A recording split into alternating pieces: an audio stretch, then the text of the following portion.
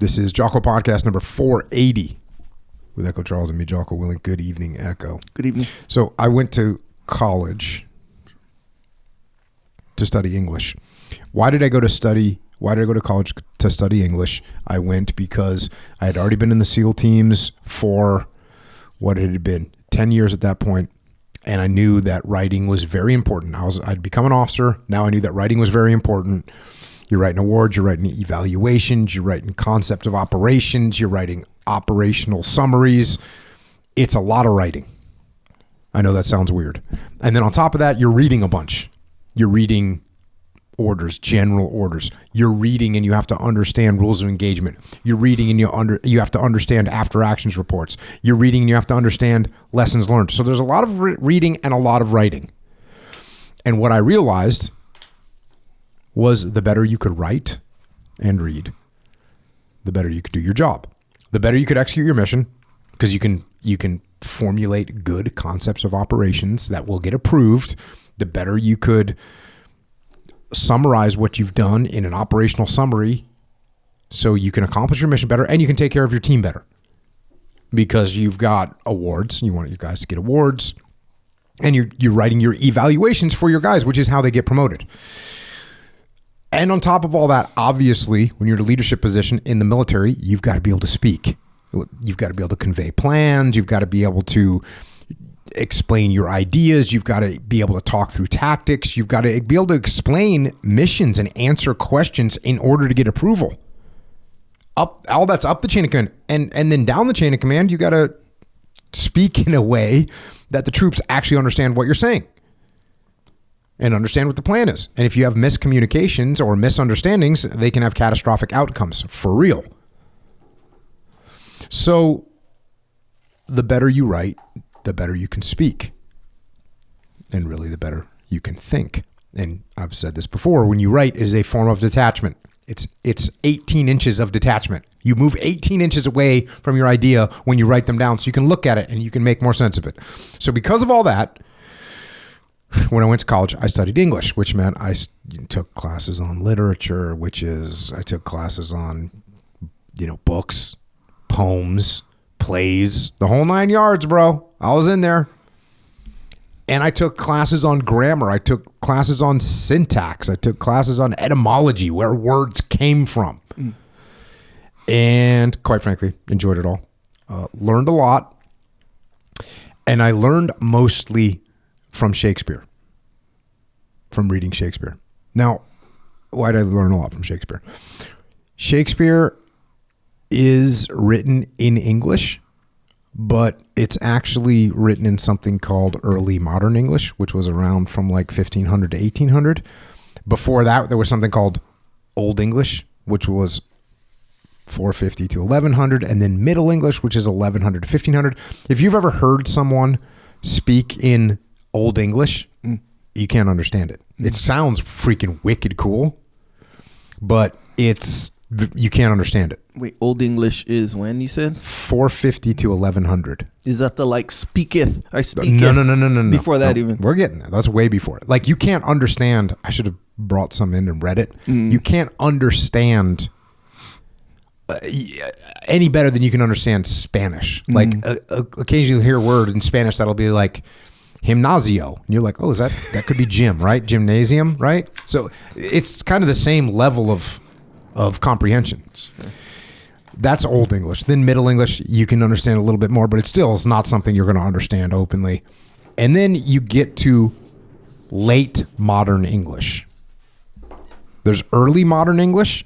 So early modern English, this is early modern English is like 1500 to 1800. Shakespeare was around 1600. So that's what he's writing in something called early modern English. What we speak is called late modern English, starting around 1800 to the present. There's differences. Some of them are pretty significant. There's different word orders that they use. This is where you have things like dost and hath and thou and thee and thy. They're all in there. But those are pretty...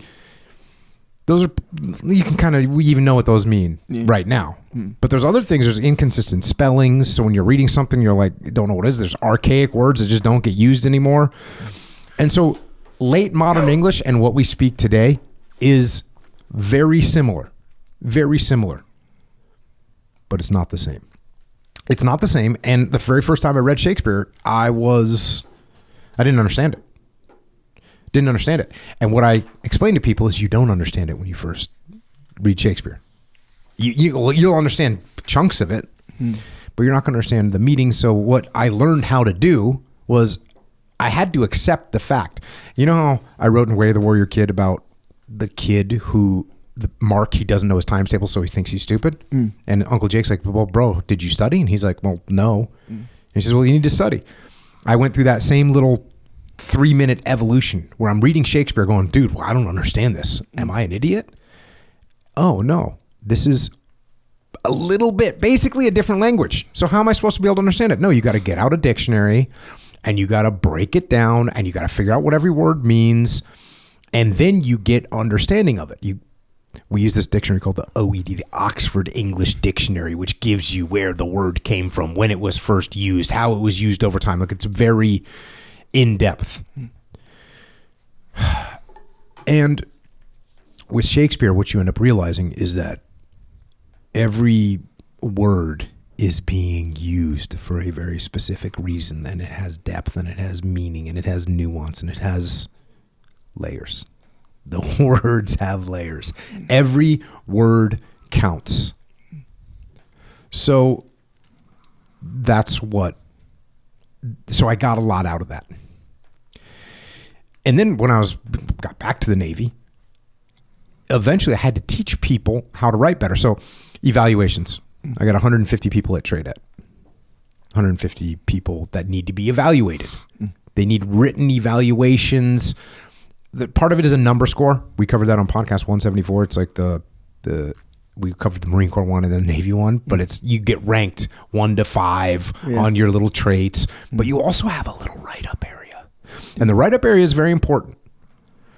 And it's I think it's 17 lines that you have. And you've got to be able to make those 17 lines impactful, because this is how you get people promoted. Because when they're doing their promotion board, the guy's not in the room. There's no interview. It's just that piece of paper, the number score, and what does it say about him? So the better you write about the people, the more chance they have of getting promoted. So my first year at TradeEt, I just had my warrant officers, pretty much there's a warrant officer that's in charge of each one of the cells, land warfare, maritime operations, CQC, assault. So there's a warrant officer in charge of each one of them. I had them give me their write-ups, their drafts of the evaluations. And they weren't good. But I did it too late. So in other words, I asked for, let's say they were due like in November. Well, I said, okay, you guys turn them in, November 1st. They turn them in November 1st. They're not good. No offense to my boys that are out there listening to me right now, but you guys know they weren't good. And I'll tell you how they knew it. So it was too late though to have them go and so I rewrote them all. Sat in my office, came into work early, and just for 3 weeks just sat there and rewrote them all.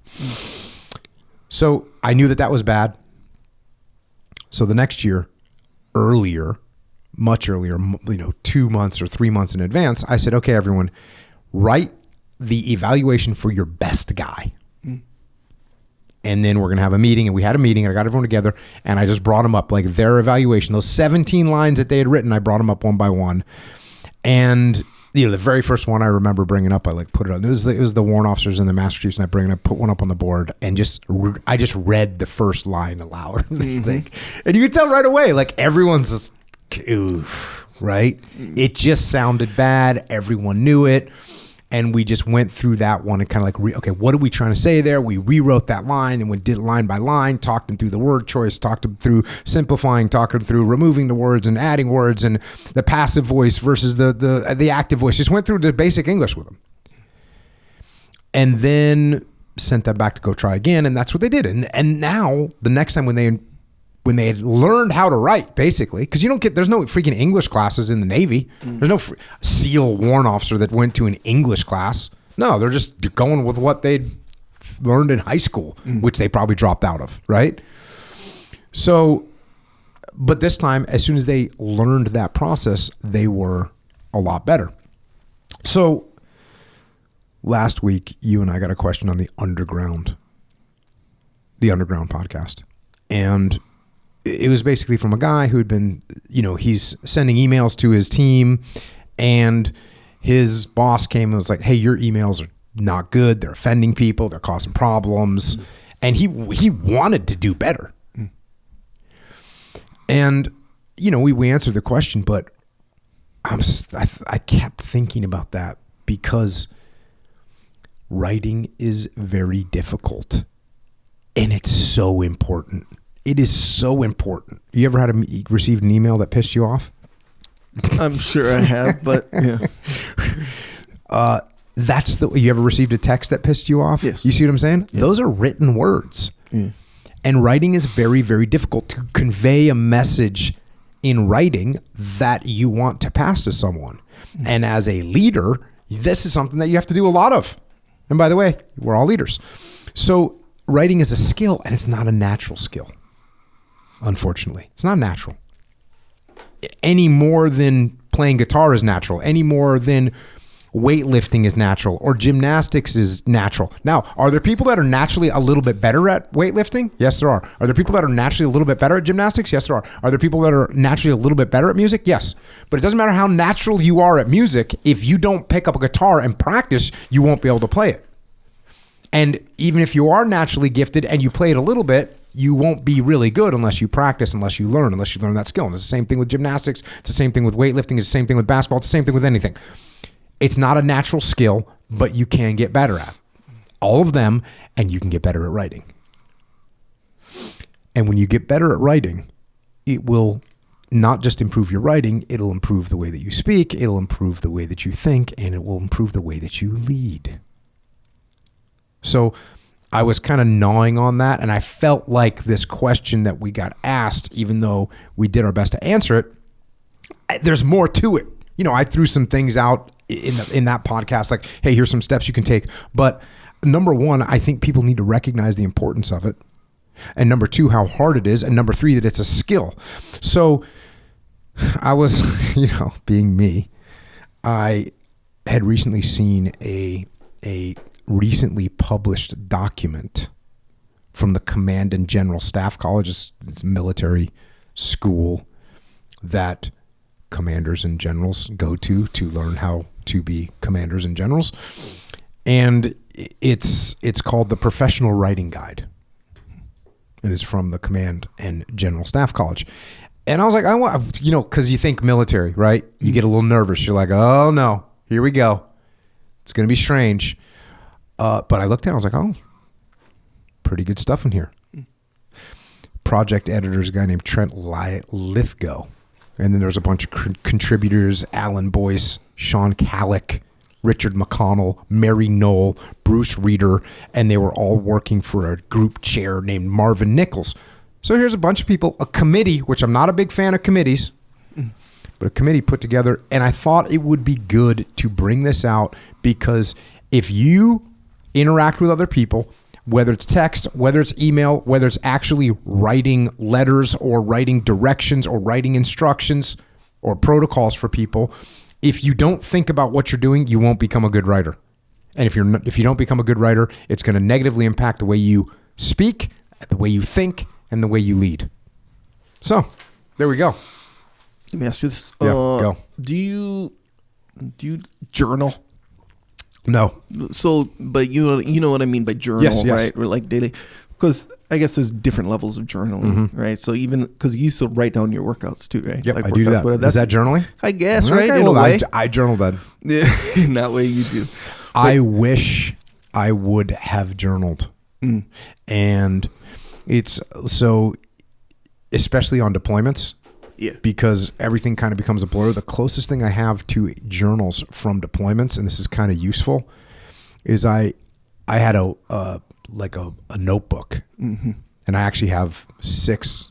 I think from Ramadi, I think I have 6 of these small spiral bound notebooks. But I would bring them to all these meetings and briefs, and events with me, and I would take notes. You know, if I went to a brigade meeting, I'd come back and tell the guys what was going on. If I was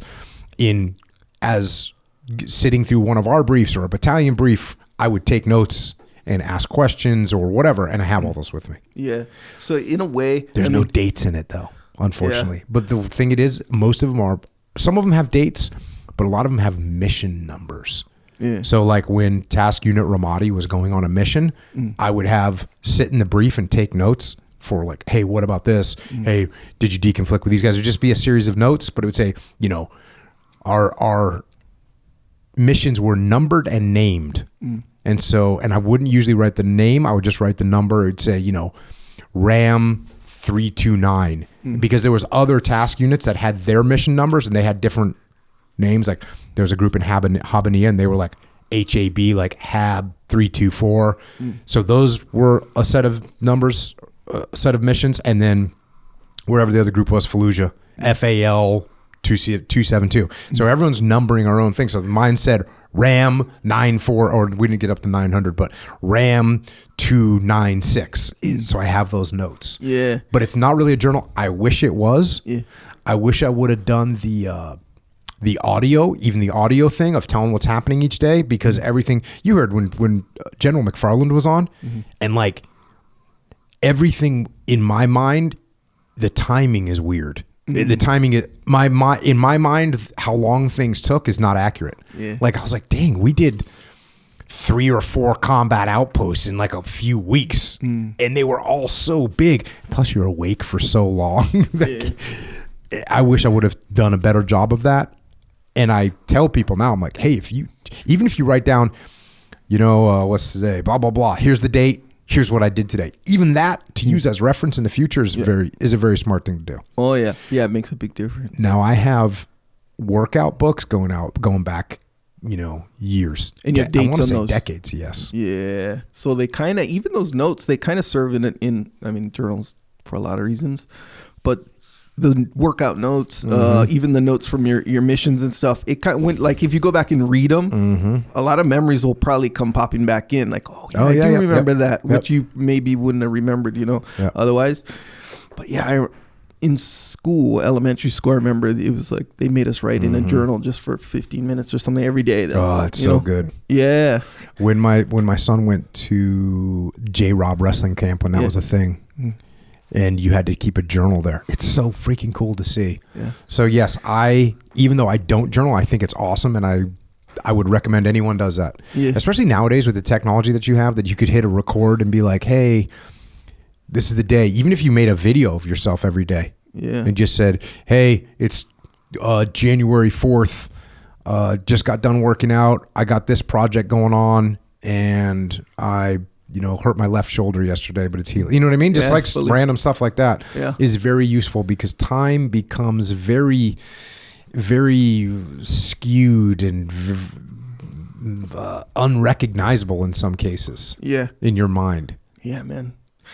My mother sent me a package of old stuff randomly.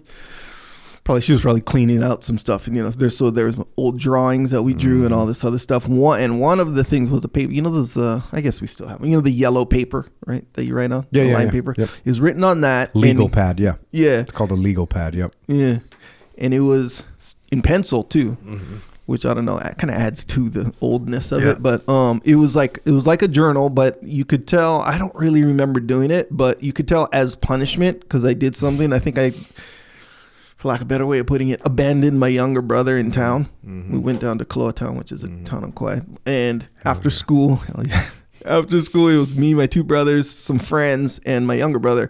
I abandoned him at some point. It was kind of like a thing. They had to go search for him, and not search, like call the authorities, nothing. But, it's like, hey, where's your brother? We're like, oh, dang, I don't know. We lost him. So we, had to go search around town, got him. Anyway, it looked like it was punishment for that, for me losing him, essentially.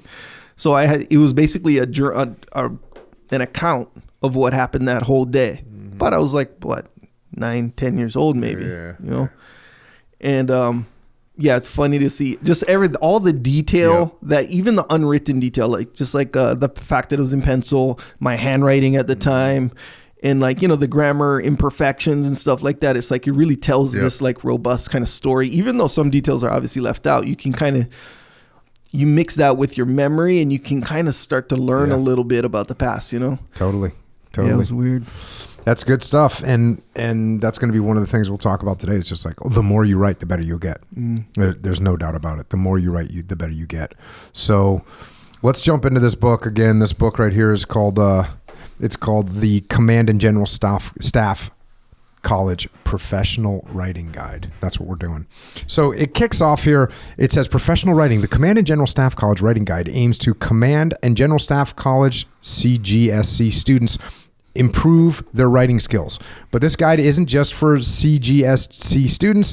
It can help all Army professionals craft writing that meets Army standards, being clear, concise, well organized, and easy to read and understand. So even though it's talking about the Army, guess what? That's what you want to do as a human.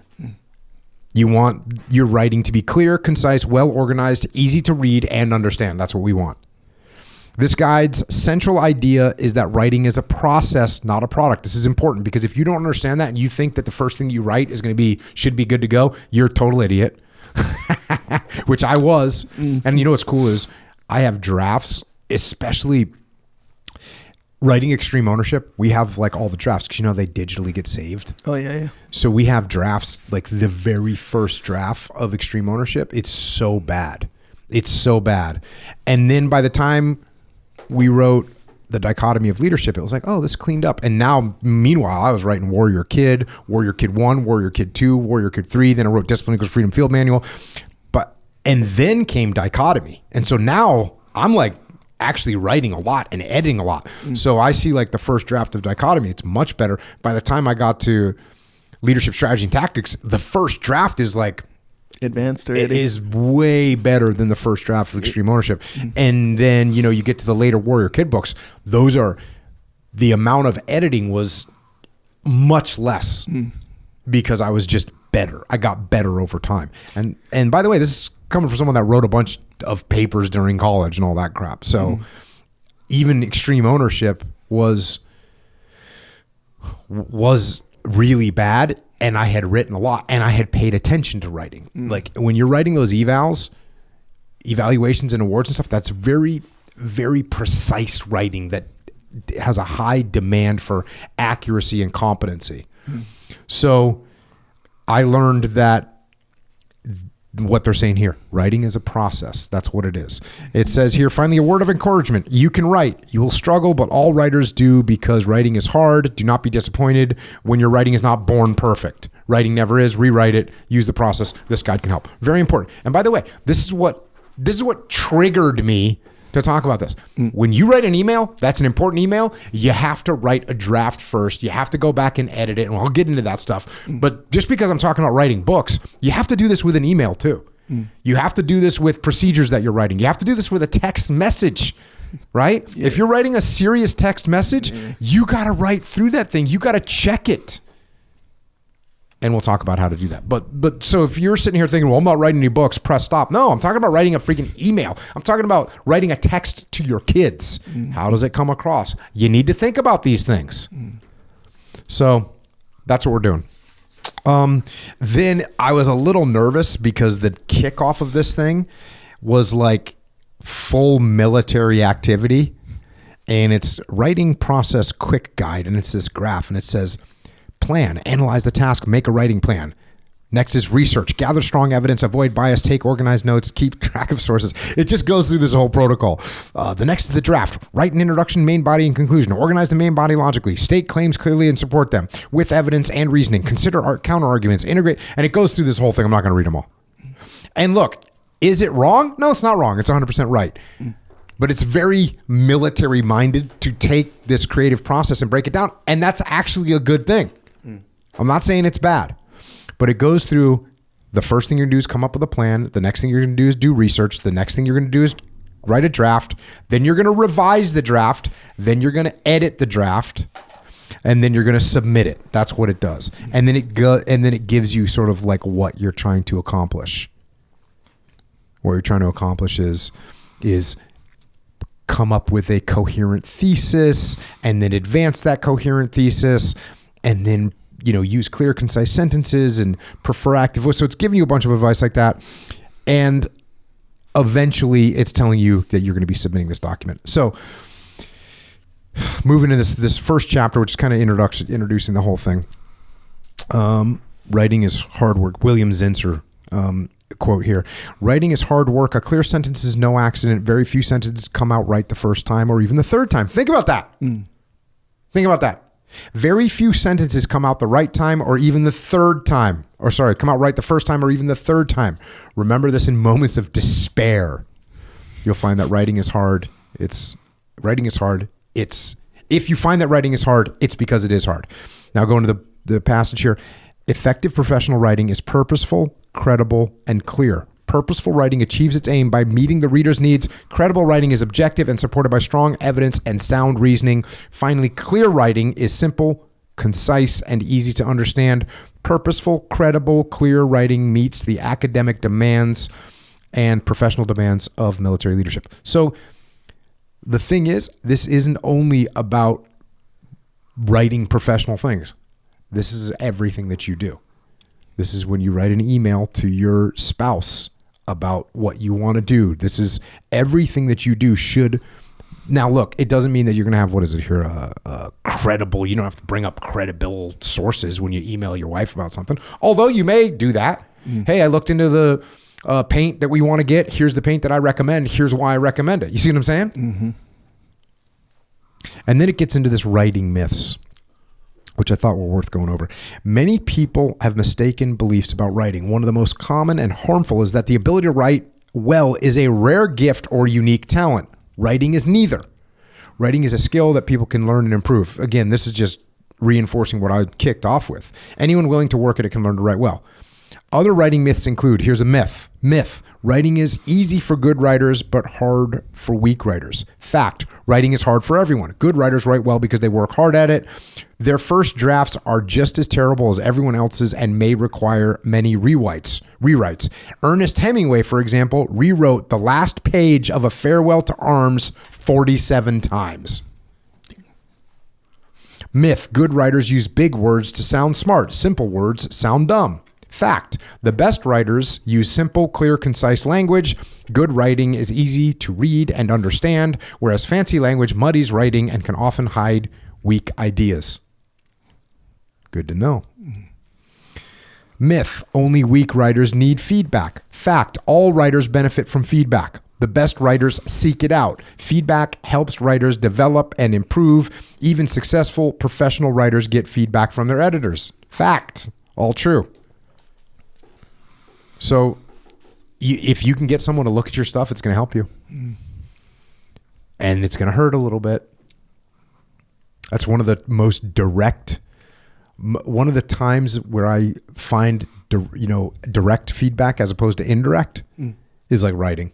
Like, hey, this sentence doesn't make sense. Leif and I, when we were going back and forth, especially on extreme ownership, dichotomy as well, but because we were worse writers. And as you're doing it, you're getting better. You get better each time. But I'd be like, Leif would send me like, hey, this sentence doesn't make any sense. This paragraph seems like a waste. And I'd send him back because he's reviewing my writing and I'm reviewing his writing and we're just going back and forth. But there's no sort of like tact. It was just very, because I think both of us knew that both of us were trying to achieve the same goal of get a good product out there. Next one, myth. Good writers have everything figured out before they start writing. Fact, writers rarely know exactly what they will write until they write it. Writing is not just a way of communicating, it is a way of learning. Moving ideas from the brain to the page reveals their strengths and weaknesses. The process of rewriting what is on the page strengthens and sharpens the thinking behind it. Essays evolve as writing and thinking become clearer. Right? So important to think about. I can tell you right now, I got so much better, and so did Leif, at articulating cover and move and simple and prioritize and execute because we wrote about them. Now, that will happen with anything. If you're going to go into a meeting and you're going to present an idea, and you don't write about that idea, you don't at least give yourself some bullet points, hopefully a little bit more detailed than bullet points, there's a decent chance you fall on your face. But if you're like, all right, I'm going to go into this meeting and I'm going to put out some word about some stuff, or I'm going to present some ideas, you better write that stuff down so you can articulate it better. And it's not just so you can articulate it better, it's so you can understand it better. Writing is very helpful in your ability to think. Another myth, good writing is beautiful. To be sure, here's the fact, to be sure, good literary writing is beautiful. But people read literature for fun in their personal time. At work, people are busy. They expect effective writing that gets to the point. And then the next one, myth, good writing is a matter of opinion. Fact, although beautiful writing is a matter of opinion, good professional writing is not. Cognitive science has discovered well-defined strategy that help writers communicate their ideas. These strategies underpin this writing guide. So there is a difference, right? We're not writing poetry over here. Now, when you're writing poetry, cool, that is subjective. Oh, I think that's a beautiful poem. I think it's stupid. Okay, cool. But what they're saying here is if you're presenting an idea or a case, there's a professional way to do that. And there's cognitive research that shows like, oh yeah, if you present your idea like this and it has these connections and it ties it together, that will be more understood than this dipshit stuff you're doing over here. You ever read a food blog? I don't think so. It doesn't seem like something you read, but you never know. So I know that food blogs or recipe blog type blogs, writing, whatever, get a lot of flack for something which I think what you're talking about now. So let's say there's a recipe of some steak, right? Hell yeah, right? So you're like, oh, there's a little article on how to cook the perfect steak. You're like, hell yeah, you open it up, you start reading, and then the author of this article, who may or may not be a chef, they'll be like, well, it started when I was 8 years old and I was by the campfire and all this. Oh, and you start getting really angry because like, Brad, just tell me how to make the steak. You see what I'm saying? But they kind of flipped it a little bit. Like they didn't maybe consider their audience, I think a lot of the times, where they're like, hey, let me focus on certain dynamics of this writing versus the content of the writing that I'm kind of conveying. You see what I'm saying? Yeah. Well, so you're saying certain times you want to hear the story and certain times you don't. Right. Under what circumstances would the story matter? Usually not about a recipe scenario. You see what I'm saying? Yeah. Well, true. But if you want to convey a reason why you do things a certain way, then telling a story around it might be important. Yeah. And I think, under a lot of circumstances, those stories are so helpful. Yeah. I mean, that's basically, again, going back to whether it's A Way of the Warrior Kid or, Leadership, Strategy, and Tactics or Extreme Ownership. These books are stories that make you understand the principle. Yeah. And it's usually a good idea to do that. Now, like in Leadership, Strategy, and Tactics, I talk about here's a principle, here's a story that kind of represents that, and here's the breakdown of the recipe. So there's times where you got to use all three of those things to get the message across. Getting into the writing process. The secret to writing is rewriting. This is, again, something you just don't understand. If you think you're just going to write a sentence, it's going to be good. Nope. Writing is not just turning ideas into words, sentences, and paragraphs. That is drafting, which is only one activity in the writing process. All writers draft, and all first drafts are terrible. Yes, all of them. Writing is a process that involves 6 activities: planning, research, drafting, revising, editing, and submitting. So it goes through planning, which is assessing the writing task and building a writing plan to accomplish it. Research is collecting, organizing, and analyzing evidence. Drafting is turning ideas and facts into words, sentences, and paragraphs. Revision is rewriting a draft to improve substance, organization, coherence, and cohesion. Editing involves rewriting a revision to make it simple, clear, and concise. And by the way, at Echelon Front, we say language has to be simple, clear, and concise. I don't know where I originally... I think I just used those words, and here they're getting used. Again, it's not nothing crazy, but I don't know if they seeped into my brain from somewhere else. They very well could have. But we always say simple, clear, and concise language. And here it is. Here they say writing a revision to make it clear, simple, and concise. There you go. Submitting includes proofreading the final draft and submitting the product. Okay, cool. So there's the process. The writing process is non-linear. Writers go back and forth between these activities as they write and rewrite. Although frustrating at times, this laborious back and forth is necessary to transform disjointed drafts into effortless essays. Fair enough. And this is an important part. Tools, not rules. This is a guide, not a rule book. Writing is not about following rules. It's about making choices. And I just let someone know this the other day. I said there was someone that was working on something, not an official document, not a fully creative document, but they were worried about the editors. And I said, the editor is not the writer. You're the writer. You're the writer. If you make a decision, and this is true if you go in the publishing world and people start telling you they want, like, I think this would be better. You should definitely listen to them and try and understand their perspective. But if you should also balance that with the fact that it's your piece, and you can't let somebody just change it. Or you can let them change some things. You literally, that's a good point. You have an open mind, but you also have to know when to say, nope, that's actually the sentence I want there, and here's why.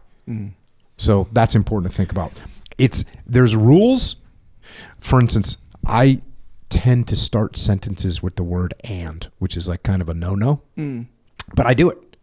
And you say it's kind of a no-no, like it's like, because that's what I learned about the word "and." Yeah. Starting, it's like it's kind of a no-no. Yeah, because like, it's supposed to join two different sentences or join two different ideas in one sentence. I'm going to go shopping today and then go to the gym. That's the way it's supposed to be used. So when you say, I'm going shopping today, period, and going to go to the gym, now you can see it has a little bit of a different meaning. Now, that's not the perfect use for it, but I'm saying, but there are times where for me, that's exactly what I want to say. I understand. And there's a reason for it. Yeah. So sometimes when I would turn in a publication, whether it was Final Spin or whether it was Warrior Kid or whatever, sometimes they would say, hey, you starting the sentence with the word "and," or starting with "and" here. And sometimes I'd be like, yeah, that's a good point. Doesn't make sense there. But sometimes I'd say, yeah, and here's why. Because I want that to be a standalone thought. I got to do this, this, and this, and this, period. And I was still thinking about this. You see what I'm saying? Yeah. So you got to take these rules and you got to utilize them, but you can't be a slave to them. Sometimes you got to push back. And it explains that in here. For example, chapter 6 in this book advises writers to avoid hyperbole, but chapter 5 ignores this advice by directing writers to, quote, murder your darlings, a hyperbolic statement urging writers to be ruthless in murdering passages, darlings, that do not advance the thesis. So here they are. They're admitting. Yeah. They're saying, hey, don't use hyperbole. That you shouldn't use that. And then their next chapter is murder your darlings, which is total hyperbole. So keep that in mind. Using passive voice is another writing choice.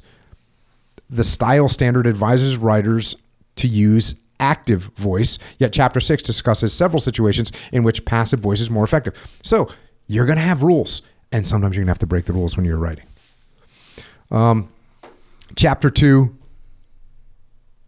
plan. Writing is thinking on paper. And this is a very Army activity here. Professional writing begins with a directed purpose, right? Analyze and understand the task. So this is very Army-ish. I got to throw this out there because it says make a writing plan. And look, they're correct. They're correct. Yeah. You should make a writing plan. You should. Day 1, Monday, analyze task and begin research. Tuesday, finish research. Wednesday, write the draft. Thursday, revise and additional research and drafting. Friday, rest. Saturday, revise. Sunday, rest. Monday, edit. Tuesday, extra day. Wednesday, proofread and submit. So they break it down, and then that's like a short essay writing plan. And it is good.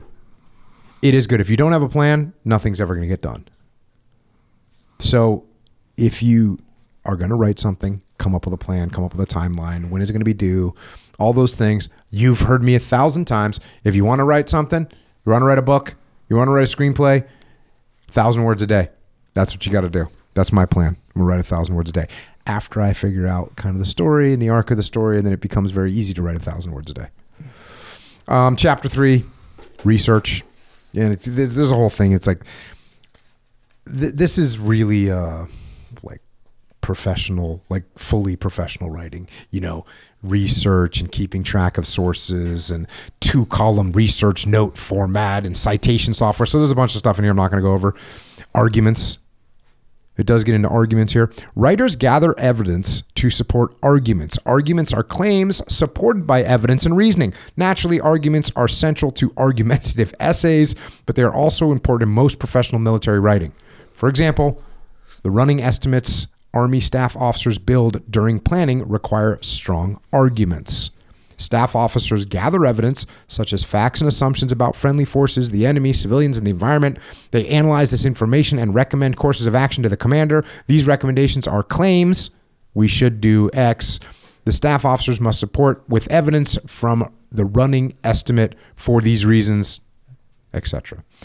So what's good about this is, look, if you're writing a book, it's different. But if you're writing a proposal to your marketing chief, your chief marketing officer, and you want a certain amount of money, well, you've got to make an argument of why you should get this money.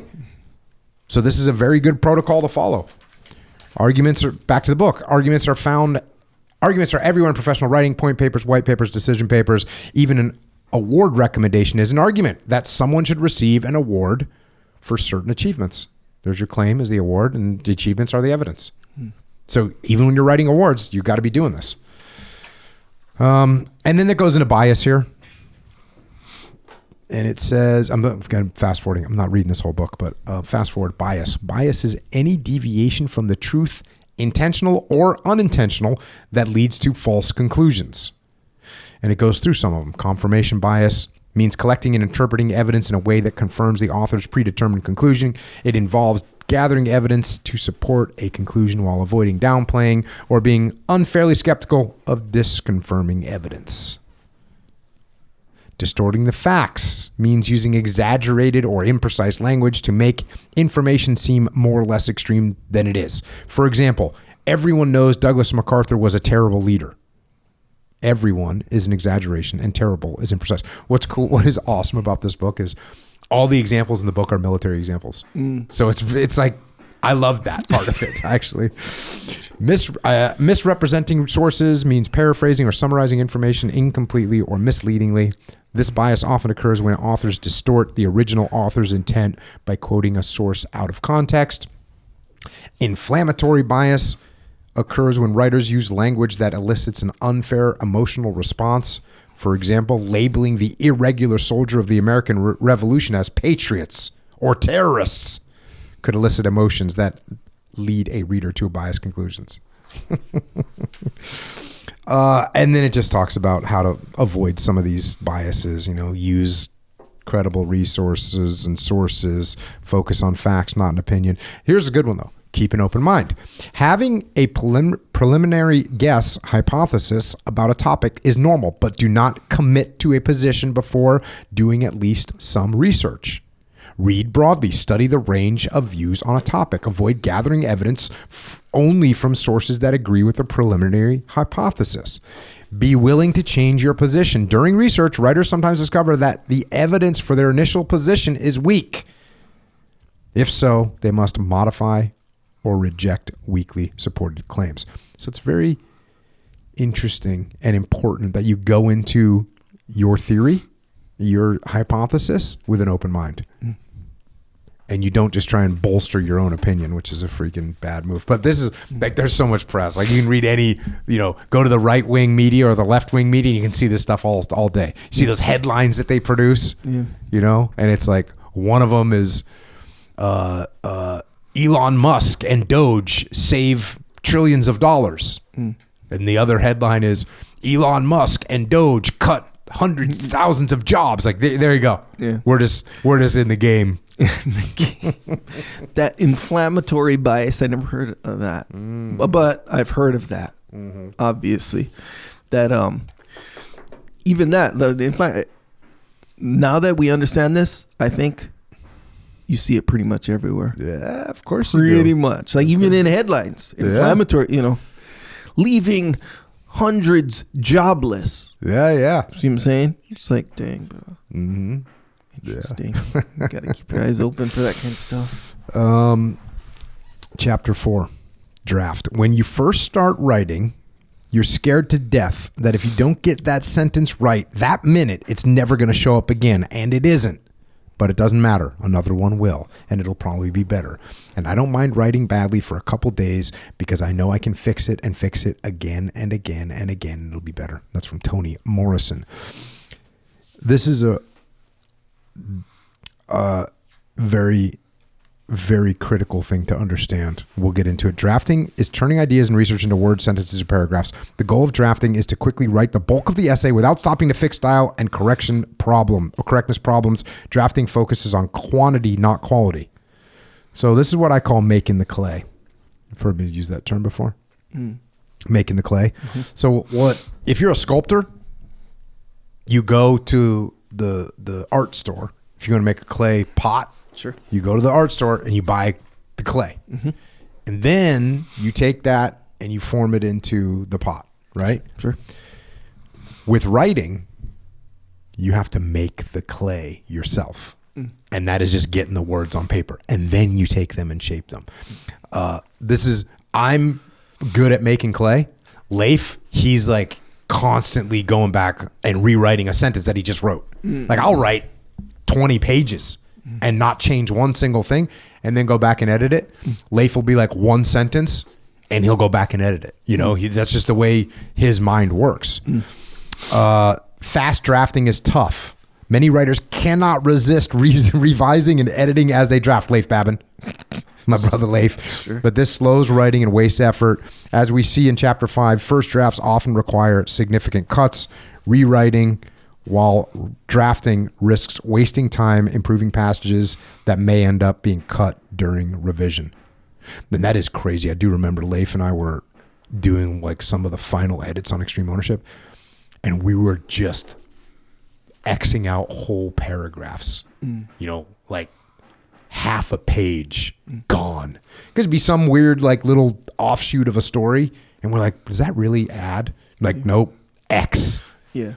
Yeah. You ever come across those deleted scenes from movies, right? And, you know, they're always fun to watch. But some of them you're like, bro, I can't believe they filmed this whole thing. This whole thing. You know, it took like more than a day of shooting. Oh, for sure. I'm currently living through that. There you go.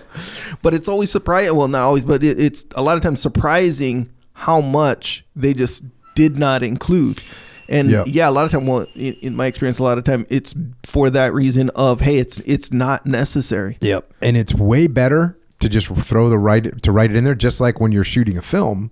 Here I am, Mr. Film Guy. But like when you're shooting a film, you want to get as many different versions and many different takes as you can. Totally makes sense. And so that way you go day of, like, well, hey, well, might as well shoot it. Let's get him spitting the drink out when he's done. Oh, that might be too much. Get him just making a grimace face. Yeah. Get him turning around and, you know, spitting it out all over the floor. You get them all. Yeah, yeah. And so when you're writing, you'll kind of do that. You kind of like throw these little variations in there because you want to have those options. Better to have it and not need it. Oh, for sure. Than need it and not have it. And the other crazy, it hurts though. Yes, hurts. Sir. Both of them. Like Xing out some of those things and edits in my books where I'm like, yeah, that's right. It doesn't really make sense. And definitely, I mean, I've seen some Warrior Kid stuff go to the cutting room floor, as they call it. And you go, gosh, that's such a cool little moment, you know, really. And then you look at it and you go, for the good of the entire holistic view, they're right, I'm right, or they're right, or I'm wrong, or whatever. Yeah. And it's really difficult because, you know, a movie's an hour and a half, 2 hours long. And you might not recognize, like, oh, I didn't really realize I was kind of pulled off track, and this story didn't, you know, I got to learn something, but it didn't deliver me anything in the end. Like I make a movie about Echo, and at one point I'm like, and here's Echo, you know, pouring some Lucky Charms, and he's sitting watching TV. Well, it's cool that I know that, and you're doing funny stuff, picking the marshmallows. Right. Like there's a bunch of funny things that can happen there, but it doesn't add to our story. Yeah. And so therefore, gotta go. And that might have been some of your best acting, bro. Could have been there. So there is this, what? I was reading some book. This book. I can't remember what book it is. It's about the creative process or something. Anyway, the idea here, and this is what they called it, fetishizing techniques. So and this is pretty much any creative thing where like writing, for example, if you like to use certain words, I just love this word, right? And you made this sentence that was like, dang, that sentence really came out really good, right? Yeah. But it didn't, it didn't make the cutting room floor or whatever. It didn't add to the story, we'll say. It was unnecessary. But you go to bat for that sentence to keep it in because you fetishized your technique. Yeah. Where it's like, okay, so in video making, me and Carrie will laugh about this. I used to use lens flares, right? Like artificial lens flares to make it look more dramatic. I freaking love the technique, you know? Nowadays a little bit less, but at the time I love the technique. That's fetishizing the techniques to put lens flares on something that does not need lens flares, But since I love lens flares, I'm fetishizing it and freaking going out of my way to include it and keep it in there. But I ruined the overall work in a way. Exactly. You run that risk. Oh, I know what it was. The book, the 48 Laws of Power guy. Green. Yeah. He has a book called Mastery. I'm pretty sure that's where it's from. Watch out for fetishizing techniques. Got it. So it's like, just like how you said, like if I'm pouring the Lucky Charms and maybe I liked the way the light shined off my head or something like this. And I really thought the way I delivered that line or whatever was really good. Oh man, I really need that. I'm fetishizing my technique right there, but it doesn't add to the story. It can hurt, man. It can hurt in the writing realm. It can hurt now. Again, I mean, like the movie realm, you're like, God, that's such a good spot, but I kind of get it. I understand. Kind of get it. Yeah. There's some things that you could do this in writing. You can do this when you speak. So when you make a point when you speak, and your point is made, be quiet. Now, I could say that, and I could say, when you make a point and you speak, be quiet, because then that moment of when you want quiet will let the thing. You see, I just did it. I just kept talking when I didn't need to keep talking. Yeah.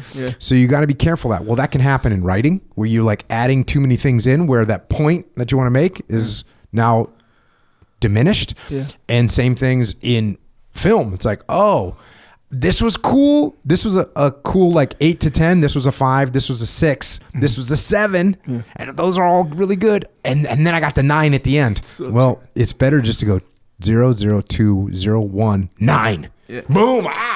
Bruh, see what I'm saying? Bro, that's even with like regular conversation. That's what. So I used to do this thing. I don't know if I feel like this is an example of that. It's just so small and subtle, but it's there. So let's say me and you are watching a movie. We're little kids, right? We're watching a movie. You come in halfway through the movie or whatever. I'm following the movie. I'm tracking it hardcore. And you're like, oh, what happened? Who's this? And you're like, oh, this guy is about to go on this trip with this guy. But this guy, the actual killer, the guy with the red, let's say there's 4 guys in the scene. The guy with the red shirt. The guy with the blonde, see right there, and I'd be like, okay, the guy, you already know the guy with the red shirt. You already know, but I want to make sure that you got it. Yeah. You got my point, so I overstated, I over-explained, I over everything. But Brad, you get in the way of your own mission. You see what I'm saying when you do that kind of stuff. Yep. You got to.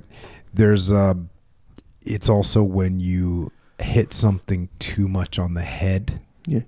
So, I think I heard Joe Rogan talking about this. Like, if you're doing comedy, if I give the punchline too early, it doesn't work because you haven't even, if I'm telling you a joke and I give you the punchline too early, you haven't even computed what's happening. So if I give it too early, it doesn't work.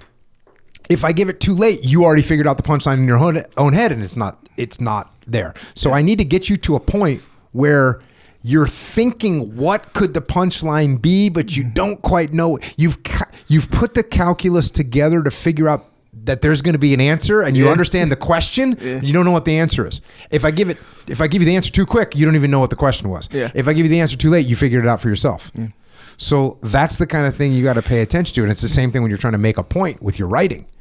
If you hint at something 9 times, well, they already figured out. Now it's a foregone conclusion. If you come out of left field with your principle or your point, then it's like, wait, what is this in reference to? So you got to land it. You got to land it.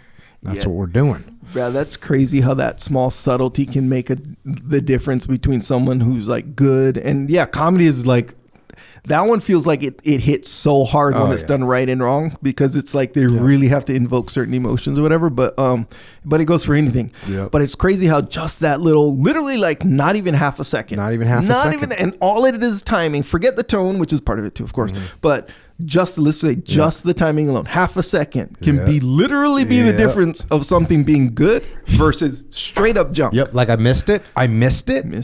Or I already knew that, and so it's not funny. Exactly, obviously, that's the answer. Yeah. You know, why did the chicken cross the road? You know, like you need to understand what that is before to get to the other side of whatever the punchline is. Yeah. So that's the way all this stuff is. You want to have people to have some indication of it in their brain, but not have the solidified answer. They got to understand the question, know that there's an answer, not quite sure what it is, and then give it to them. Yeah. If you wait till they already figured it out, it's not funny, or it's not good. It's not a good point. Yeah. So that's what we're doing. That's, movies where it all comes to, like The Sixth Sense, where it all comes together in the end, and you go, oh, damn. Oh, like the twist, you mean? Yeah, the twist. And same thing with Fight Club, yes. Right? That's all like, oh, you're with the whole story, but then you go, oh, it all makes sense in the end. Yeah. Imagine if like you could go too long with that, where it's like, oh, or you could be the two things could be so far separated that you're like, wait a second, oh, you're trying to say that was all fake? Like you gotta land it. Perfect example right there. Yeah, you got to hint at it. Got to hint, you can't give it away. Yeah, exactly right. Because if you don't hint at it at all, it just like I said, it comes out left field and it doesn't make sense. You're kind of insulted in a way. Yeah. So it's like just that subtle. You ever seen one of those mystery movies where you're like the killer?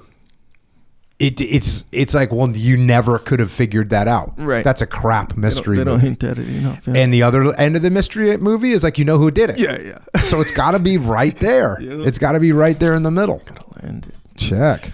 Do not try to write a perfect first draft or even a good one. All first drafts are ugly. Do not try and make them otherwise. Draft fast. Then this thing goes into this whole like formatting deal, which I'm not even going to get into. Structure, introduction, main body, conclusion. It goes through a bunch of this stuff because it's talking about writing army manuals and whatnot, which is cool. Chapter 5 is revise. When a draft is completed, the job of writing can begin. This is similar to Tim Ferriss. And he told me this, and then he's like said it a bunch, but he says, oh yeah, when you're done writing your book, you're halfway there, which is probably an underestimate, right? Or an overestimate. You're probably not even half. Like when you're done with your first draft, you're probably not even halfway there. I will say though, as I've written more books, I'm way closer. Like Extreme Ownership wasn't even halfway there. It's probably 30% there.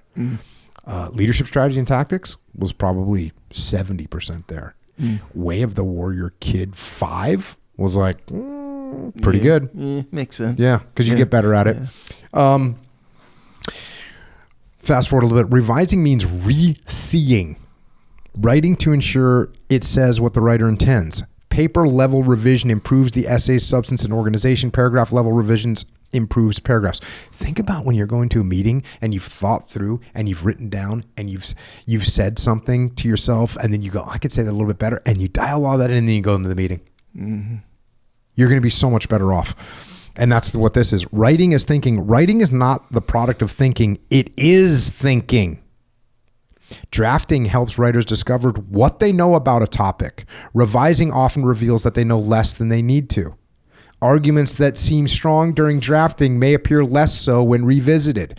This process of thinking on paper prompts writers to do more research in drafting. I've had people say, either they were writing me a question, I was going to write you an email, but then I figured out the answer. They'll say someone will be asking me a question, and as they're asking me the question, they already know the answer. Yeah, it's true. And they're like, I know what you're going to say. It's like, yeah. I'm going to say good. No, but that happens, and that's what writing does for you. It totally does. Also, too, and I don't know if you're going to say this or not, so forgive me if I spoiler, but give away the punchline. Yeah, well, so you say writing is thinking. So you know how like, okay, we got to write little scripts, for, I don't know, Jocko Fuel video or something, whatever, where you could start, and they say this with like any kind of process strategies. You know, your writing process. You know, some people, they say, hey, just start with the end. You know, these are all process strategies. You know?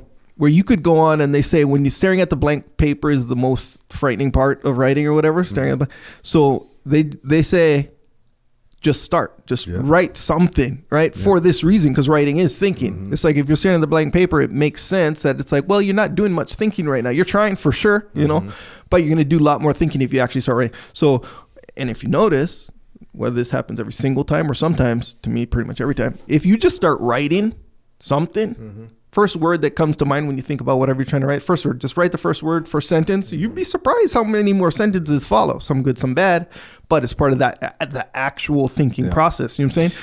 The first line and the last line you write, there was no plan right there.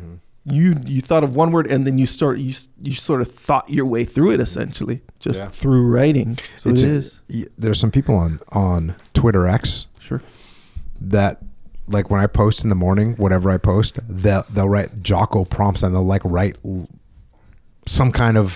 about whatever, you know, if I said get up and get after it, and they'll be like, get up, do it again. You know, they'll like write these little things. It's kind of like the same thing you're talking about. Little additional oomph on the whole thing. You know, but to your point, once you start writing, it will flow, for lack of a better word. Right. So much. Like, basically that first line, we'll say, provokes more thought, which provokes more lines, which provokes more thought. It's sort of like when we talk about, hey, if you don't know what you're doing, start walking. It's the same thing. Like, if you don't know what to write, start writing, and you at least maybe you'll figure out, like, this is a dumb sentence, I need to do a different one. Okay, go do a different one. No factor. It says, good writers sometimes discover in the act of writing that what looked persuasive when floating vaguely in the mind looks foolish when moored to the page. Deidre McCloskey. Which is what I say. This is detachment. Oh, I want to, I got a good idea. Write it down. Write it down and look at it. I'm not sure how we could overcome this. Okay, write it down and look at it. That is detachment. You will see it more clearly. There's a weird thing when you're in the SEAL teams. You got to go attack a target. And you come up with a plan, like a really rough plan. You have to actually start planning before you figure out if it's going to work or not. Like, at some point you go, like, hey, I think we should hit it from the north. You go, okay, cool. Like, let's start that planning. You have to start the planning to see if it's going to work or not. And that's the same thing with what you were just talking about. Like, I have an idea. I have to start writing to see if it's a good idea or not. I have to start. Because you might, we're going to attack from the north. Okay, cool. Go start the planning. Hey, we started the planning. We looked at the terrain. It turns out there's a big cliff. We won't be able to get up and over. Okay, cool. Well, now we know that. So it gives us 3 choices, south, east, west. Well, let's go look at those. But you have to start the planning. You have to start bringing some granularity to the picture before you know if it's going to be functional or not. Yeah. So very good. Writing is a form of detachment that is extremely helpful. Next thing, to revise a paper, reread it to answer these questions. Does the paper achieve its purpose? Does it answer the questions? Does the introduction discuss the topic, state the thesis? This is very technical. Is the thesis statement clear? Does each major section in the paragraph in the main body build? So this is sort of just a way to revise these more technical papers, professional papers. I should have used I like that word, technical. And then it's got a quote here. The essence of writing is rewriting. Very few writers say on their first try exactly what they want to say. It's like, yep, ain't that the truth? And here's the murder your darlings piece. Paper level revision often reveals passages that do not advance the thesis. That's a good way of saying what we were talking about. Does not advance the thesis, doesn't advance the plot, doesn't show us anything more about the character. And by the way, if I want to show Echo Charles as being an OCD type person, and I show him like organizing his silverware and then organizing his plates, and then the next scene I show him organizing his toothbrush and it's like at a certain point, we already know the thing. Yeah. So is it adding? No. Remove them. Or as experienced writers say, murder your darlings. Ooh. As this dramatic metaphor implies, removing unnecessary passages is often painful. Writing is hard work. Throwing away some of that work can feel like killing something loved. But removing excess is essential to produce clear, concise writing. Good writers are ruthless editors. Pretty cool. When you write a story, you're telling yourself the story. When you rewrite, your main job is taking out all the things that are not the story, and that is Stephen King. And it's got this meal model here. Meal is a model for organizing paragraphs. MEAL stands for main idea, evidence, and analysis, and link back to the larger claim. I know I circled this for a reason. It says the topic sentence states the paragraph's main ideas. The middle sentence discuss the evidence and the analysis that support the main idea. The last sentence links the paragraph to the main idea of the paragraph, section, or paper. Not bad. I don't know why I got hyped on that. Usually I have some like good reason. I don't know why that thing hyped me. Or I make a note if I think I'm going to forget it. Next one, chapter 6, fast forward. Clutter is the disease of American writing. William Zinsser. And again, I've used William Zinsser quote a few times. He wrote this book called On Writing Well, which is kind of a very high, good standard. Let's kind of, if you want to learn how to write, get On Writing Well by Zinsser. So that's why he's quoted in here a bunch. Writing standards to focus on when editing. First part is style. Write clearly so the text is easy to read and understand.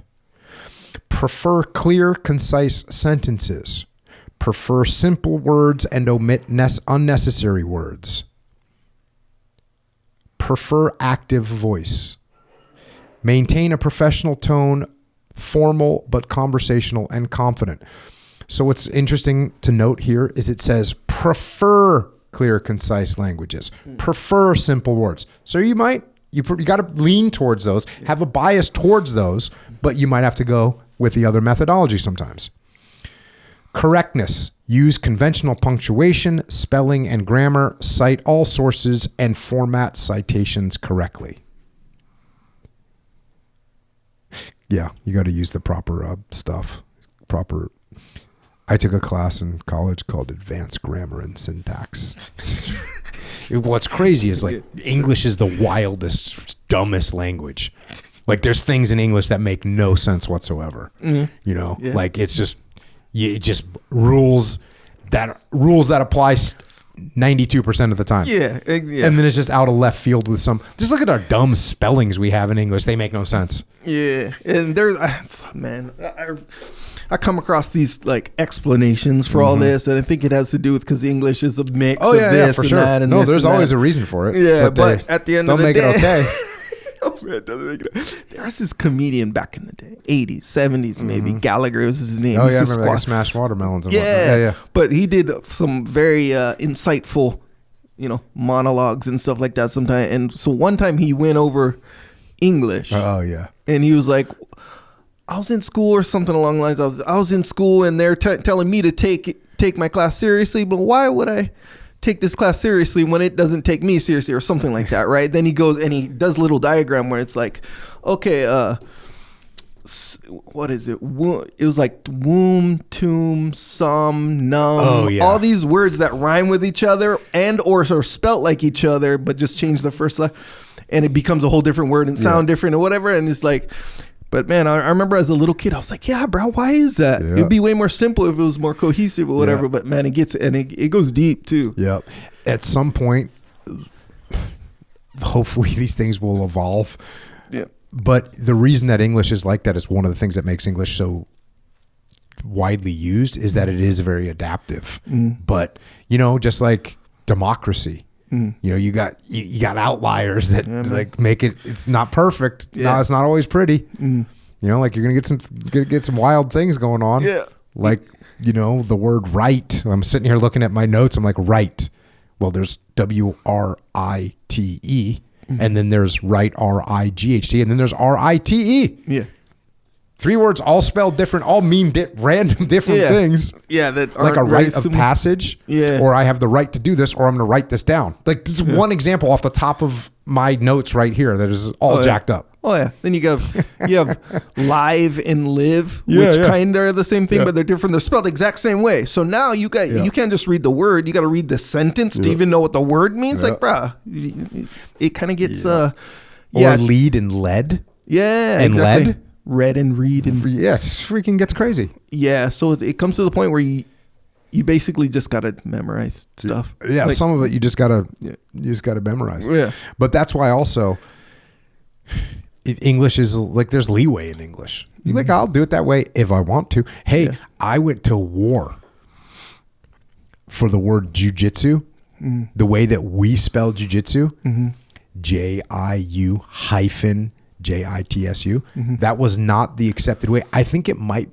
It was my editors like, we can't. No, this is wrong. Here's this. Here's the Oxford English Dictionary. Here's the Japanese blah blah blah. Everyone was like, no. Right. But the way we spell it, us modern jujitsu players, the way we spell it, they were like, I had to go to war to spell jujitsu the way we spell jujitsu. Yeah.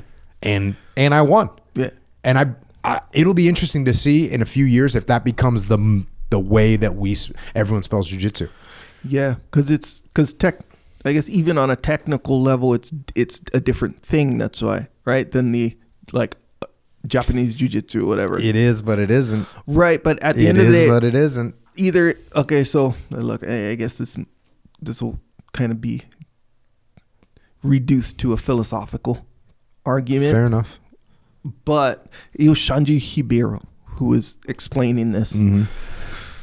Where, there was an original way, just like there was an original actual jiu-jitsu. But things, basically between then and now, things change. And the spelling is just one of those things. And they're for these reasons and all this stuff. So it's like, you can stick to the original way in whatever way you want.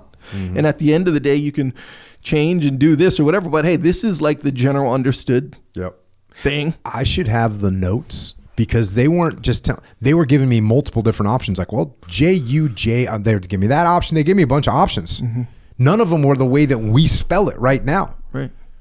And so I had to hold the line on that one. Well, I guess the question would, at the end of the day, be what is the thing that we are doing when we say jujitsu? That came from Halo and Carlos. How were they spelling it? When they were like, hey, UFC 1, 1993, Denver, Colorado. This guy does karate. This guy does ninjutsu. This guy, Hoist Gracie, does Gracie Jiu-Jitsu. How is that one spelled? Yeah. That's how we're spelling it. Yeah. That's how I spelled it. Otherwise, we're doing something else. That's like when these people try to tell me how to tie my belt. You know how I tie my belt? Oh. The way Hicks and Gracie told me how to tie my belt. Like, roger that. That's what I'm doing. Yeah, there you go. All right. Little quote here. The first duty in writing a sentence is to make it clear. Once again, that's Deidre McCloskey. Here's a couple clear writing. They give a couple examples, vague versus concrete. Ridgway's leadership impacted the 8th Army. It's kind of vague, right? Here's the concrete version. Ridgway improved the 8th Army's fighting spirit. Much more concrete. Vague. Napoleon had a lot of leadership experience. Concrete. Napoleon had 10 years of leadership experience. Vague. The S4 is working the fuel problem. Concrete. The S4 ordered extra deliveries to fix the fuel problem. So just things to think about. And again, well, reading these things aloud, you can almost immediately see the differences. Cliche. Finding the enemy is like finding a needle in the haystack. Concrete. Finding the enemy is difficult. Cliche. She thinks outside the box. Concrete. She thinks creatively. I think outside the box is used so much right now that creatively is a better way of saying it. Hyperbole. The battalion commander wanted to kill them. Concrete. The battalion commander was angry. Hyperbole. Ridgway was the epitome of military leadership. Concrete. Ridgway was an effective leader. Now look, there's going to be times when either one of those is going to work. One working better than the other. And then there's a section on active and passive voice, which is something that you learn in English, which you should pay attention to. Passive voice, the high ground was occupied by the battalion and the attack was defeated. As opposed to active voice, which is preferred in most cases, the battalion occupied the high ground and defeated the attack. Here's a simpler version. Passive voice, the operation was planned by Patton. Active voice, Patton planned the operation. See how those two work? Yeah. And you see the superiority of it? Yeah. So we always try and use active voice as much as we possibly can unless there's a reason. And then it's got a bunch of like complex words versus simple words. Assistance versus help. Numerous versus many. Initial versus first. Sufficient versus enough. Attempt versus try. Utilize versus use. Expedite versus hurry. Erroneous versus wrong. Cognizant versus aware. So, sometimes does it make sense to use a word that is more specific and it really lands perfectly? Yeah, absolutely. But sometimes the word, the simplest, straightforward word is the word that you want to go with. Here's a wordy version. Wordy version versus concise version. Eisenhower took an opportunity to conduct a rapid assessment of the problem that he was facing. Concise. Eisenhower assessed the problem. Wordy. Coda failed to demonstrate an ability as the commander to understand the operational environment he was operating in. Concise. Coda did not understand the operational environment. So much better. Yeah, sometimes. Yeah, sometimes, yes, sometimes. If you're bringing more perspective, detailed nuance to a statement that's important, absolutely. Absolutely. Yeah. But there's a reason that you kind of tracked on that one. Coda failed to demonstrate an ability as a commander to understand the operational environment he was operating in. That's a lot, right? Yeah, fully. Coda did not understand the operational environment. That is just boom, straightforward.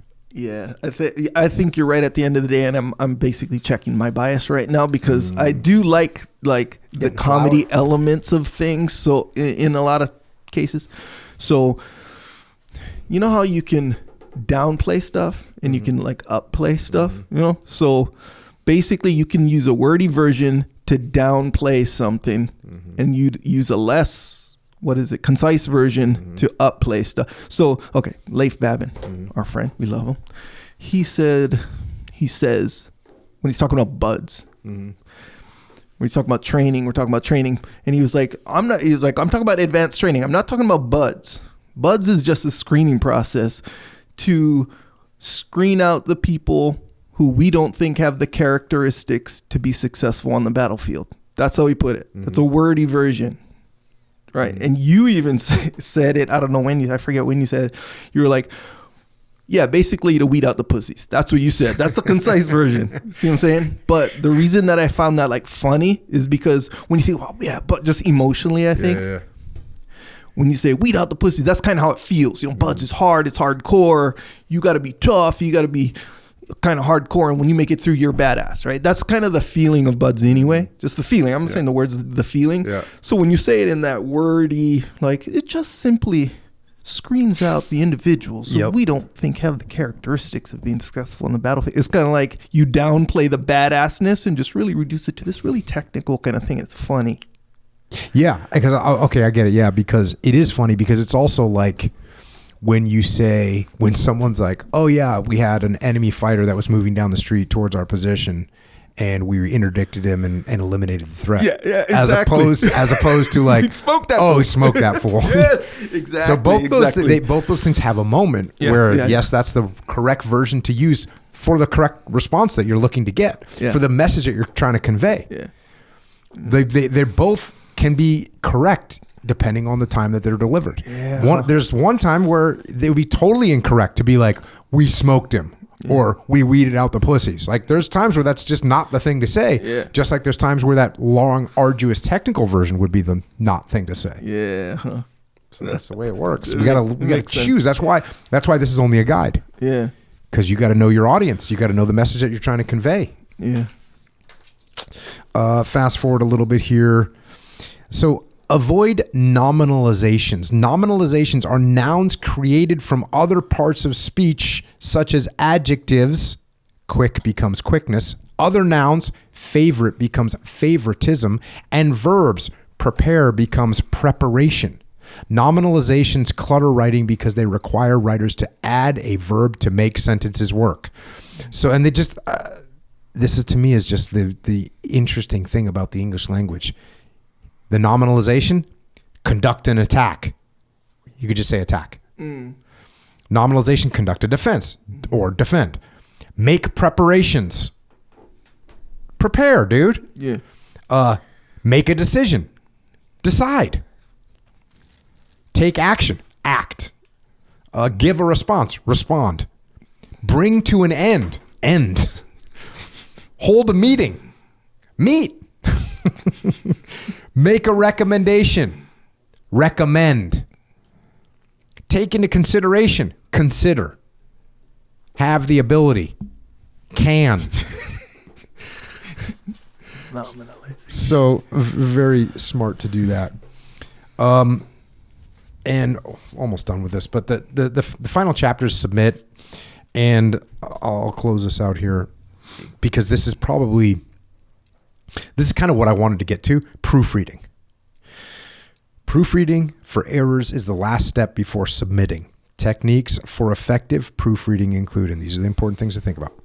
Let the paper rest for a day or two after the final edit. What does that mean to us? It means if you're about to send a text, freaking write the text in your notes so you don't accidentally hit the send button. Come back to it an hour later and reread it. Email, same thing. You got to write an email to someone, like that's a meaningful email. Write it without putting the address. I was with someone the other day, and they were like going to start making edits, and they removed the address of that way they didn't actually hit send. Yeah, bro. It's problematic. Yeah. So don't put the address in there, and write the email. And depending on how much time you have, an hour, 2 hours, next day, you can read that thing with a fresh mind. It's so important to do that.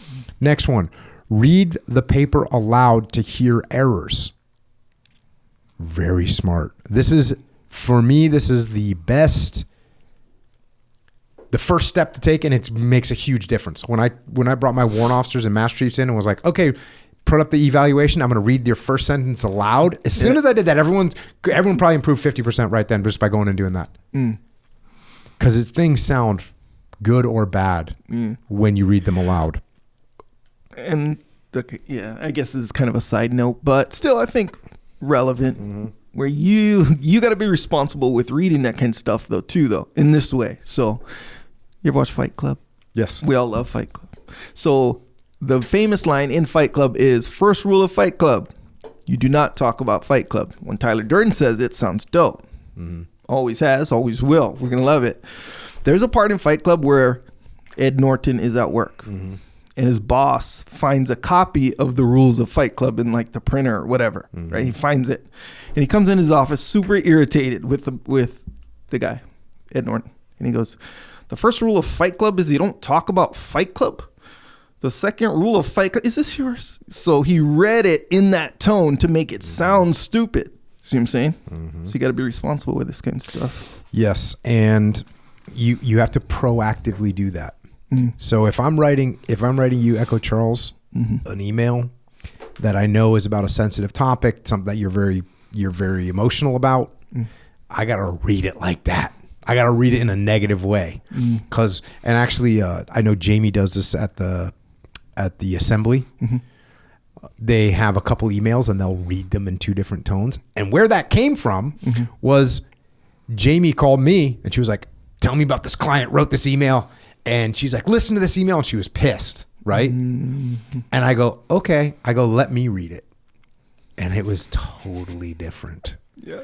Because when I say, hey, Echo, I wanted to ask you a question. Okay. Echo, I want to ask you a question. You see what I'm saying? Like it's totally different. Yeah. Just in the tone. Yeah. So you're right. You have to pay attention to how that thing is going to sound, and you have to read it from the worst case scenario. Read it that Echo Charles is looking to be mad at me. So it doesn't say, hey, Echo, I wanted to ask you a question.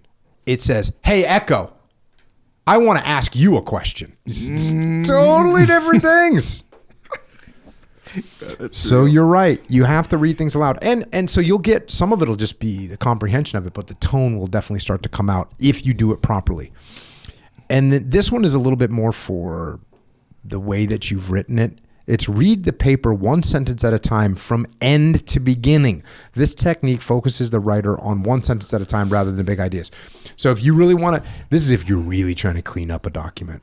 You read one sentence at the time from the end of it and read it backwards, because it makes you, it makes you really focus on each actual individual sentence. The next one, ask a friend or someone else, preferably someone who is not familiar with the subject, to read it and give feedback. That's good. And I'd say you absolutely, if you have a document that's important, you have to have someone else read it. At a minimum, you got to give yourself time away from that document. And you reach a certain point, if you've edited something 50 times, like your 51st is worthless. I don't know, that I should try and come up with a realistic number. And it's probably different for different people. Like, I've worked with editors before, like professional editors, bro, they're psycho because they can edit something 500 times and still be like, notice something that's wrong. Like, I remember on Extreme Ownership, there was a really late version, like post publisher editors, where like leadership or something was spelled wrong. We were like, damn, dude, that's scary. Yeah. That's scary. So give yourself time away from it so it becomes fresh in your mind again. And but also having someone that hasn't seen it yet is a very powerful way to do it. And get things cleaned up as much as you can before you give it to someone else. Because otherwise, you know, I talk about mowing grass. Yeah. So if you have like a field, you look at the field, it all looks like, let's call it 5-inch grass. It's overgrown, right? You don't see that there's rocks and sticks. You don't even see them.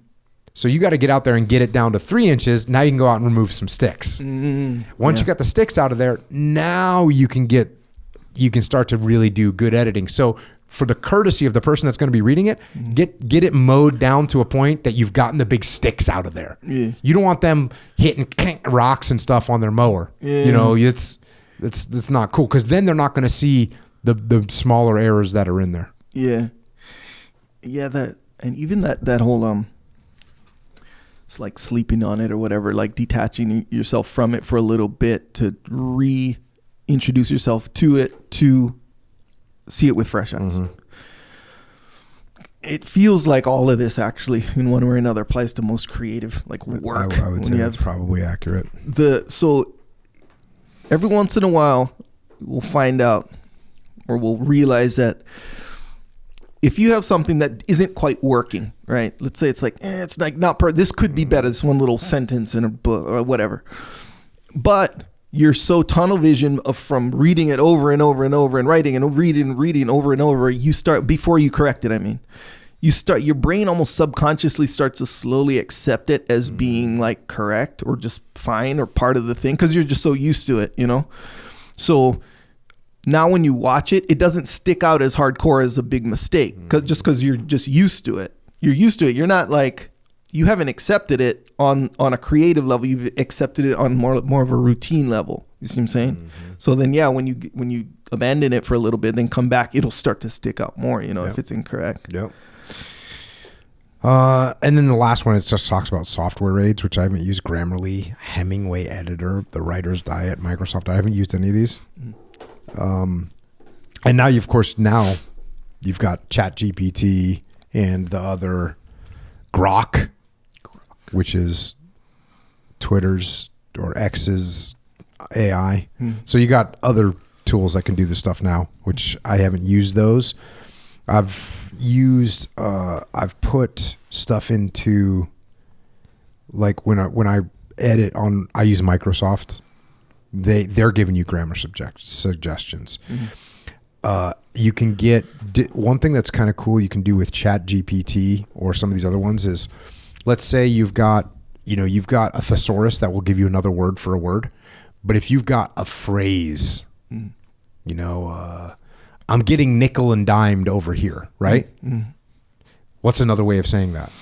You can go into ChatGPT and say, what's another way of saying nickel and dimed? So there are some, it's almost like a sentence thesaurus that you can use. So those can be good, but those are other ways to proofread.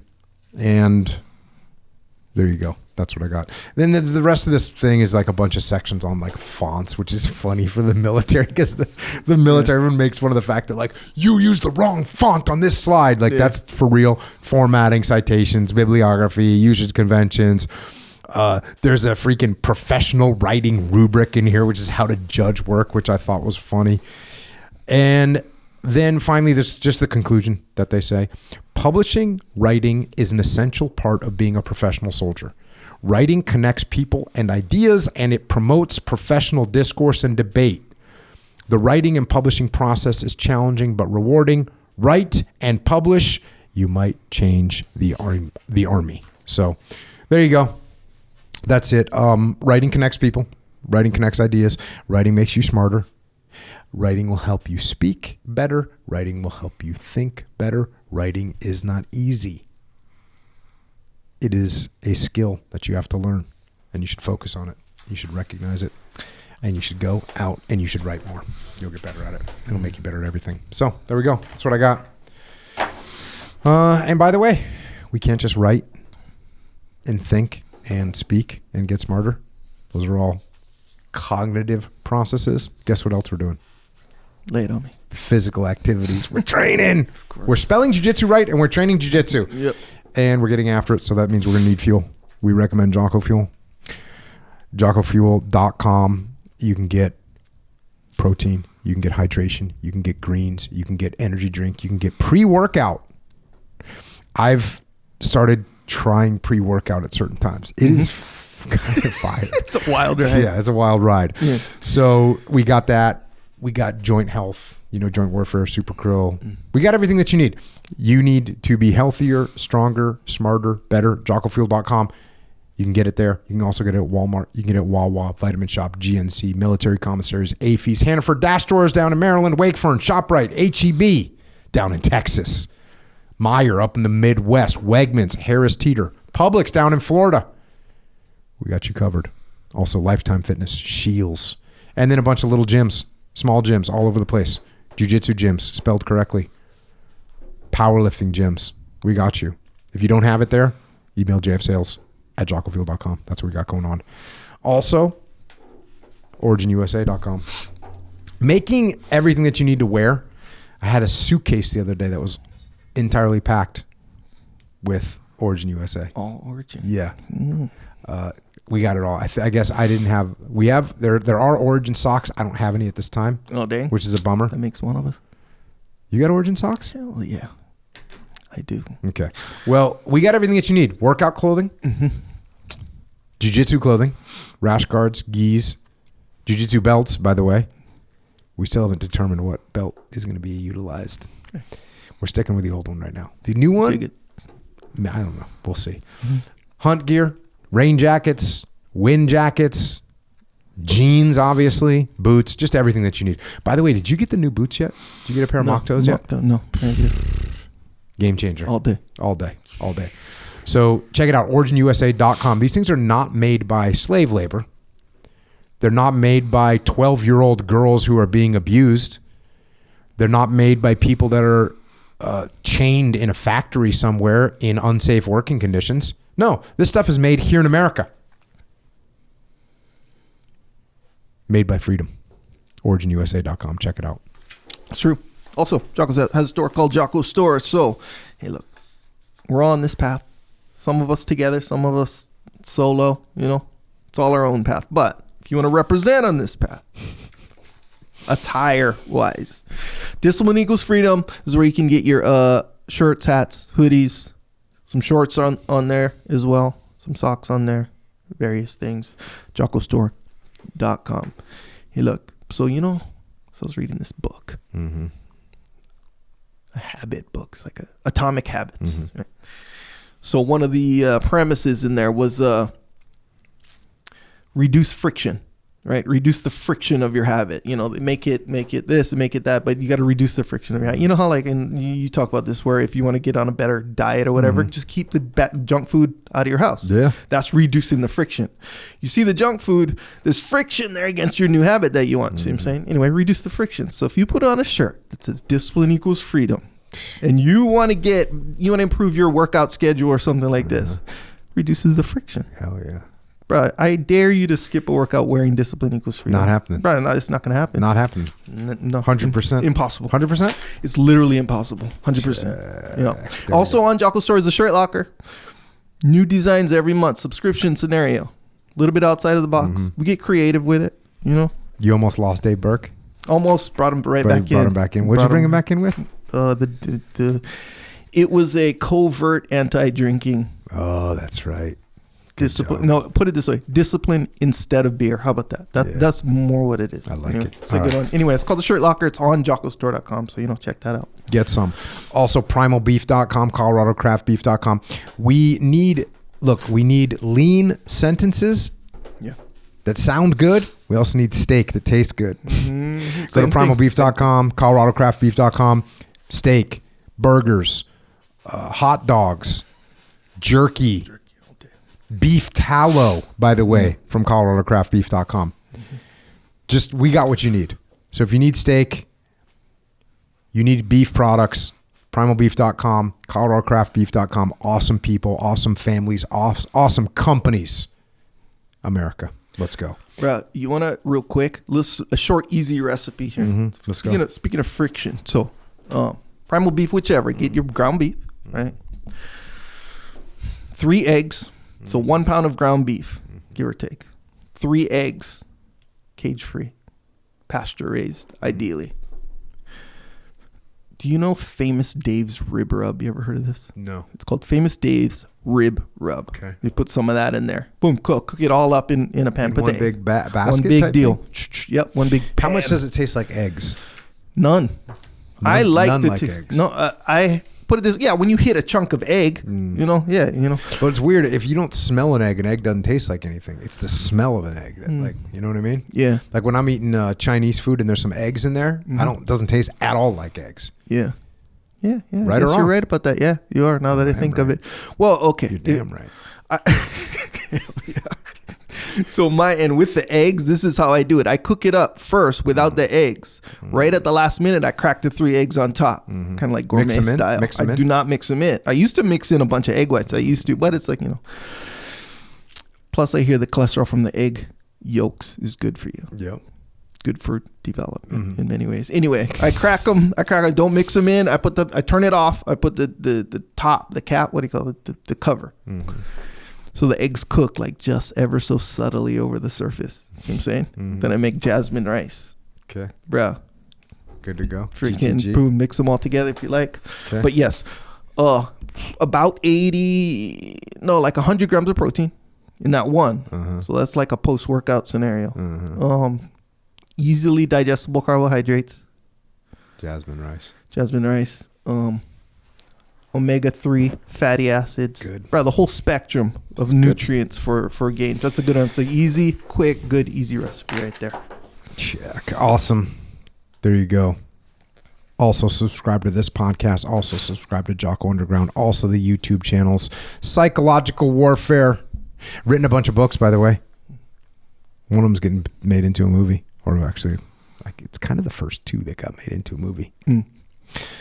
Those are Way of the Warrior Kid, 1, 2, 3, 4, and 5. Mikey and the Dragons, and then a bunch. Speaking of creative process, Final Spin over there. Wrote a little novel activity. So there you go. Bunch of books, leadership books, the whole 9 yards. Also, we have a leadership consultancy. We solve problems through leadership. Go to echelonfront.com for the deets. Did I say the deets? Yes, I did. I'm getting practicing. Yeah. Communications. Yeah. Hell yeah. We got the muster that you can attend that. The next one is San Antonio, Texas, April 29th through May 1st. We also have the council. We have Battlefield. And then if you want us to come to your company, we will come into your company and we will help you with your leadership. That's echelonfront.com. We also have an online training academy. These leadership principles that we talk about, these are skills. Just like writing is a skill, leadership is a skill. And you can use this leadership skill just like writing when you're writing a text to your wife or your husband, or you're writing a text or a formal email to your board. Either way, it's the same skill set. Same thing with leadership. You're leading your spouse, you're leading your kids, or you're leading your board members. Use these skills. If you want to learn these skills, go to extremeownership.com. And also, if you want to help out service members, active and retired, you want to help their families, you want to help Gold Star families, check out Markley's mom. She's got an amazing organization. It's America's Mighty Warriors. And if you want to help them out or you want to donate, go to americasmightywarriors.org. Also, don't forget about heroesandhorses.org up in Montana with Micah Fink. And then finally, Jimmy May's organization, beyondthebrotherhood.org. If you want to connect with us, I'm at Jocko.com. And on social media, I'm at Jocko Willington Echoes Attic with Charles. Just don't waste a bunch of time there, because you could be writing, you could be getting smarter, you could be lifting, getting stronger, you could be sprinting, getting faster. Don't let the algorithm make you dumber, slower, and weaker. Thanks to all the military personnel out there on the front lines protecting us, but also in the intellectual zone, making sure our troops know how to lead and read and write and think. So thanks to all those military personnel teaching us how to think. Also, thanks to our police, law enforcement, firefighters, paramedics, EMTs, dispatchers, correctional officers, border patrol, Secret Service, as well as all other first responders. Thanks for keeping us safe here on the home front. And to everyone else out there, your mind is like your body. You need to learn skills. You need to train it. You need to exercise it. You need to make your mind strong. You need to make your body strong. You need to make your mind nimble. You need to make your body nimble. You need to train. You need to push. You need to fuel it properly. You need to make your mind better. And one of the best ways to do that is to write. It's also a critical component of leading and of winning. So get out some paper, pick up a pen, and go get after it. Until next time, this is Echo and Jocko.